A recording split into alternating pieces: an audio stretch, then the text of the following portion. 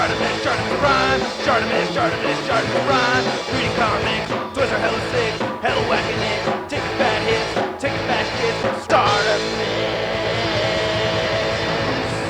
Subscribe for That building. Time for a knockdown, spider style. Hey, what's up, you guys? ShartimusPrime here doing another Marvel Legends toy review on the Marvel Legends Wave 3, or Return to Marvel Legends Wave 3 Neo Classic Iron Man.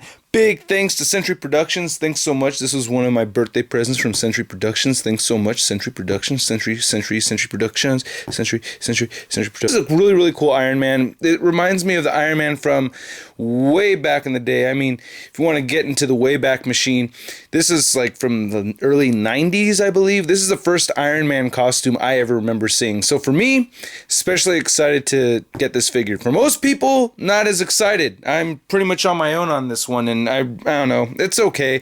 I mean, the big complaint that people have is that he's very short, and I will give you a lot of size comparisons so that you can get an idea how short he is. Another complaint that people have are the feet articulation, which is much of a bummer, man, because it doesn't really move. I mean, there's a hinge in there. You could see that hinge, but it barely moves. Oh, God, you can see the paint coming off down there, and it moves side to side. It has no ankle pivot, which sucks. And, you know, he has rotation right here. He has double jointed knees. He has upper thigh swivel. He has ball jointed hips right here. You know, they're on the Y joint, so you have to spin things around. He has a waist joint, which I like, and he has a decent ab crunch. It moves back a bit farther than it does move forward, which is cool because you can kind of get him into a flying pose, but not too much because his head is just on a ball peg and it doesn't really have a hinge in the neck. So you can pop the head off and then replace it with the Tony Stark head that came with the Hasbro 2-pack if you want.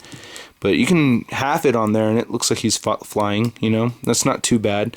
He has shoulder pads right here that move up and down. Those little wings. Whee! These shoulder pads do pop off. This one popped off on me a second ago, but it's not too bad. You know, you kind of have to try to pop it off. And then he has the, you know, nice ball jointed shoulder that move forward and out, bicep swivel, double jointed elbow. That only moves that far because of how bulky this is. And this rotates right here at the forearm, and it rotates at the wrist, and the wrist moves up and down. So that's his articulation.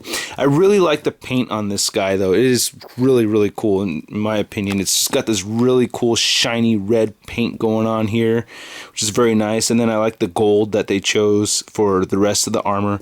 This could be a little bit shinier. You could tell they painted, you know, gold over the red, so depending on the angle, you could see red kind of coming through it, but it's not too bad. The head sculpt is pretty dead on. Looks cool. I like it. I like it. These shoulder pads could have used a shinier paint, though. They could have used the same shiny paint they used for the rest of it. It's a little bit more bland. You can't really tell on my camera, though, so it's not like a huge deal or anything. But, you know, you have the gold right here. You have some gold in the inside of the hands, which is pretty cool. So I honestly really do like this figure a lot. He actually may take the place in my Avengers setup in the dork room. So, you know, he's kind of been standing up there so far. I just really like how this looks. I'm just a big fan of this costume. Now, he also comes with an accessory, which is not the greatest. It is this base right here, which is...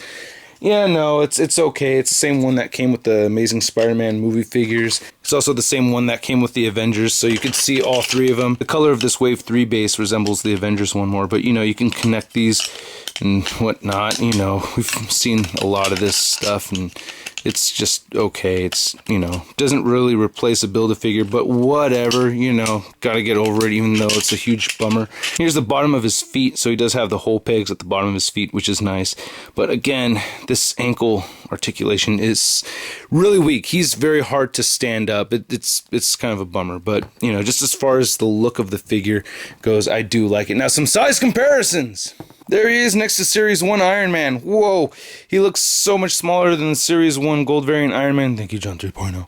He stands the same height as the Face-Off 2-pack Iron Man from Toy Biz, and this is, a lot of people really love this Iron Man figure, especially because it resembles the cartoon version. So, see, he's not that tiny. It's not too out of whack. Here he is next to the modern Iron Man, which has been my favorite Iron Man for years, and yeah, he's way shorter than that Iron Man. Here he is next to Mark IV movie Iron Man. Wow, yep, a little bit shorter. And here he stands next to the Hasbro 2-pack Iron Man, which, damn, the Neoclassic one's just a little bit shorter, which sucks because this guy I already thought was too short in the first place. Now, one thing that I wish they had done here, now this guy comes with interchangeable hands. I wish they had done the same thing for this guy, because at first I was like, oh, maybe I could just pop this hand off right here, pop this hand off right here, and just slide it into the hole. And no, it doesn't really work out. See that huge gap? You can't really jam it in there. And I tried it on the other side, and it doesn't really work there either. And there he is with the head swapped right there. You know, this Tony Stark head came with this guy right here. And, you know, it kind of just rests on there. But it actually doesn't look too bad. It's actually kind of cool. You know, I think it's tight. So, yeah, that's my review, you guys. You know, I can understand why people hate this figure. I actually really like it a lot. I'm very pleased with it. But, you know, that's just my opinion.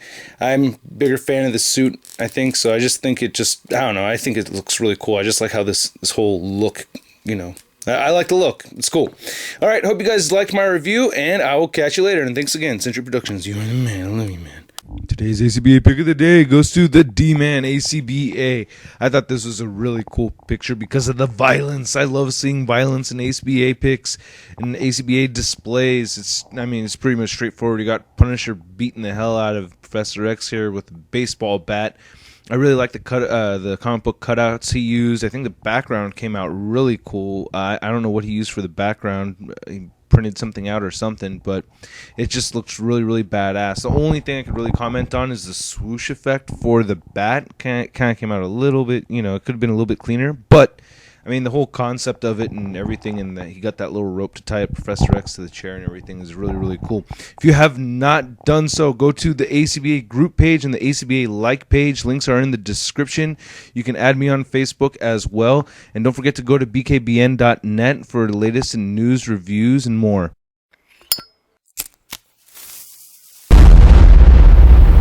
That's crispy. Damn it.